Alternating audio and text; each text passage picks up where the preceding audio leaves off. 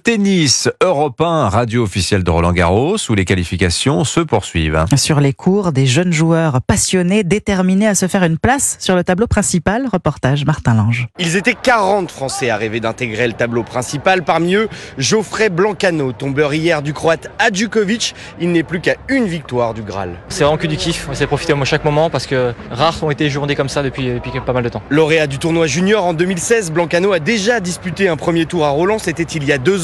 Mais à 25 ans, comme beaucoup de jeunes joueurs français, il tarde à confirmer. Le tennis, c'est vraiment un sport qui est beaucoup mental. C'est pour ça que nous, dans ces classements-là, on bloque un peu souvent parce qu'on est un peu plus irrégulier au niveau sérieux, au niveau organisation aussi, parce qu'on joue beaucoup, on joue toutes les semaines. Le quotidien du 277e joueur mondial, ce sont surtout les tournois Challenger, la 2e division du circuit. Alors jouer porte d'Auteuil devant le public français, forcément, il savoure. Avant, on fait Challenger, il y a peut-être 10 personnes dans les gradins, c'est assez seul. De voir qu'on est autant apprécié, autant aimé par des jeunes, par des gens, on les motive, on donne un peu une route à suivre, c'est super pour nous. Des bains de foule, de la confiance et surtout une belle opération financière.